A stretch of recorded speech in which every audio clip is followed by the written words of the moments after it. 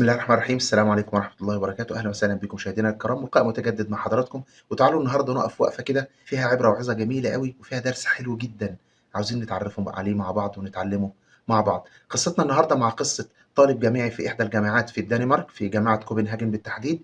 البروفيسور الخاص بتدريس مادة الفيزياء في الجامعة عمل اختبار للطلبة، واستفزته إجابة أحد الطلبة جدًا بعد ما شاف ورقة الإجابات، بدون ما يشوف باقي إجاباته اداله رسوب كامل في هذه المادة. الطالب تظلم وعمل مشكلة وراح رئيس الجامعة وقال له ازاي انا ليه اسقط، انا اجابتي صحيحة. فمدرس الفيزياء قال لهم انا سألت سؤال بقول ازاي باستخدام جهاز البارومتر اللي هو جهاز قياس الضغط الجوي اقدر اعرف ارتفاع ناطحة سحاب. فكانت اجابة الاستاذ ان هو قال ان انا اجيب حبل واربط فيه البارومتر وانزله من فوق السطح العمارة او ناطحة السحاب لحد الارض واقيس طول الحبل اعرف ارتفاع ناطحة السحاب. هل دي إجابة طالب درس فيزياء في حياته؟ طبعا الجامعة قالت لا، ده أكيد كلام مش مظبوط. طب نعمل إيه؟ النظام هناك كان عند التظلم بين طالب في على إجاباته ودكتور بيجي حكم أو يعني دكتور تاني هو اللي بيحكم. جابوا الحكم، فالحكم قال لهم إجابة الطالب صحيحة كتطبيق عملي، لكن تنم عن إنه ما يعرفش حاجة عن الفيزياء، خلوني أديله فرصة تانية. فقالوا له اتفضل. جاب الطالب قال له انا هسالك سؤال، اذا جاوبته هعرف منه انت فعلا عندك خبره في الفيزياء ولا لا. قال له اتفضل. قال له هسالك نفس السؤال، نفس السؤال اللي اتسال هساله لك برضه، ازاي باستخدام جهاز البارومتر تقدر تعرف قياس او تقدر تعرف ارتفاع ناطحه سحاب.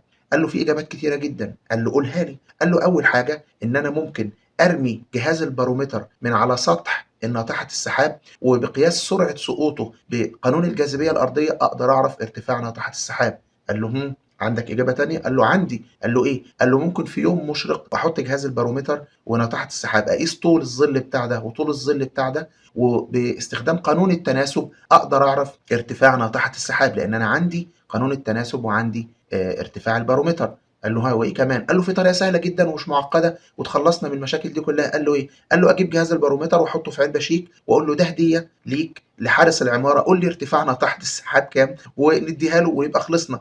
قال له بس ده اللي عندك؟ قال له لا، في طريقه معقده جدا، وهي ان انا اجيب جهاز البارومتر ده واقيس بيه ارتفاع الضغط الجوي او قيمة الضغط الجوي فوق سطح ناطحة السحاب وقيمة الضغط الجوي على الأرض، وبقياس الفرق بينهم عن طريق قانون الضغط الجوي أقدر أعرف الارتفاع. ودي الإجابة الصحيحة، ودي الإجابة اللي كان عاوزها البروفيسور.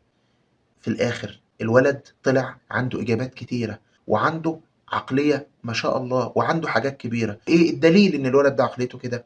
إن الولد دوت هو الوحيد الدنماركي الوحيد اللي حصل على جائزة نوبل في العلوم. تخيلوا هذا الرجل اللي اسمه نيلز بور هو اللي حصل على جائزة نوبل، وكان في دكتور عنده في الكلية عاوز يخليه راسب، وهو عالم من علماء الفيزياء المعدودين في العالم.